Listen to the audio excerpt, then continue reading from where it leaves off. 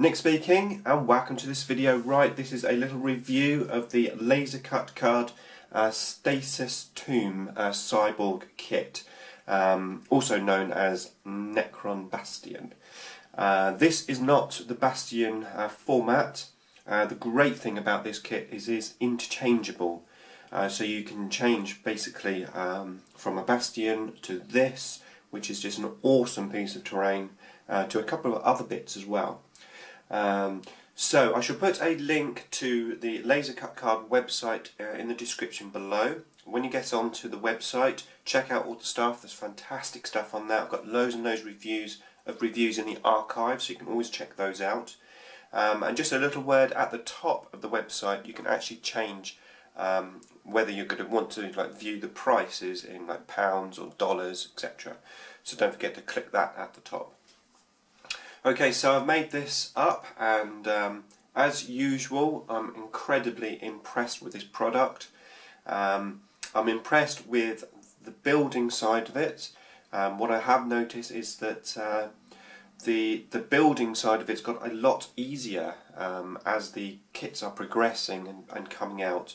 So for example, now when you're gluing this top section together, the inside section, rather than just having two straight edges, there's now little notches in there which you can join in, which just makes it a lot easier to glue. So the kits are definitely getting better. And obviously I haven't glued the crystal in. That does come with it, but I will glue that in once I've painted it up. And this crystal top section now comes with this rather nice little MDF base, which just makes it stand up a little bit more prominent.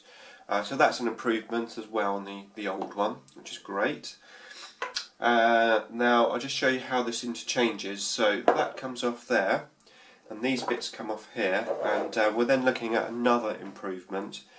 Magnets. Hey, you all know I love magnets. Basically, these kits now come with drilled out 5x1mm holes for 5x1mm magnets, which is just awesome. So we have magnets underneath here.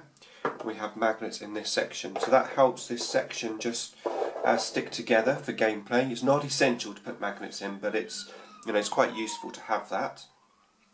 Not only that, when we want to change this into a Bastion kit, I'll talk about that section in a minute, there's magnets on the side sections here, so we can just magnetise this corner section together, and then when you put your top on, you transform this into a Bastion. Look at that, how cool is that? It's possibly not quite as wide in this section as a Bastion, but it certainly has the right shape, and it's obviously very Necron-y, which is brilliant. Obviously you have the crystal there to represent the gun of the platform. You could potentially take that off, and you can fit 9 warriors on the top here.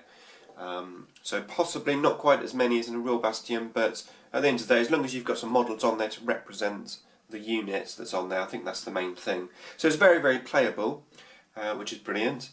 Now, what I did with mine, I took mine one step further in that when I was magnetising these pieces onto here, rather than having... Whoop, that's right, that was just the door, because the door's movable.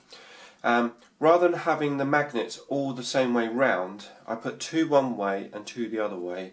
And the idea of that is, I thought these pieces here would actually make quite cool little pieces of terrain. So if you weren't actually using it as a Bastion, I thought they're actually pretty cool like that. I mean, you can guess on, you've got platforms for people to go on. I suppose potentially you could have them together. No, I thought that was pretty cool. So yeah, if you do ever do this and magnetise that, that could be a little tip. That gives you 2 extra little pieces of terrain for your board. So I was quite happy I came up with that little idea. And then just going into this section. Now, basically you've got a big open top. There's a little bit of detail inside. I'm not quite sure how I'm going to paint that, but I'll let you know when I come to painting that how easy that's going to be. But yeah, the doors themselves here, I've glued that one open. There's one here that just flaps in and out. I've glued these shut, just a bit of variety. But what you can do is you can place your crystal inside. So now this looks like a crystal room. And potentially you could make some new pieces of terrain with this. I mean, you could have a sort of walkway, if I can get them in the right place. There you go. You can have like a little walkway so your models can come in here. You could potentially, if you didn't have the crystal in the middle, you could actually put your men inside as if they were sort of walking through. There is enough room to put a few men in there. I think what I plan to do is I'm going to get a little piece of cardboard and make a little topper for this. Just so that I could potentially have the option to have that flat and then put, you know, men on the top. But yes, I think that's pretty much the whole of the kit there. Obviously, I mean the options are endless. I mean, if you just want to use it as terrain, you know, you could do anything you like, which is fantastic. And you could even potentially match these in with the little obelisks that they do. So you could potentially have an obelisk in the middle, possibly even the large grand obelisk, and then, you know, you could have these at the bottom here just to make a nice little step section. So yeah, it's a fantastic kit, absolutely love it. It looks fantastic as a bastion. And not only that, but check this out. One monolith. And you've got these little 4 pieces sticking out the monolith. And guess where they sit? Perfectly. So what we can do now is we can add these sections and look at that. How cool is that? So you can tell this kit is really, really well thought out. I mean, how awesome is that going to look as a piece of terrain on your board? So if you're not using your monolith and you've got monoliths, then why not use them like this, just as a piece of terrain? Because what a fantastic design. So yeah, very, very happy with this.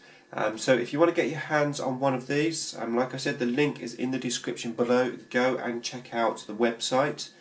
I'm going to now continue to get this painted up, and I'll come back when it's all painted, let you have a closer look at it completed. Okay, so that's it from me. Thanks for watching.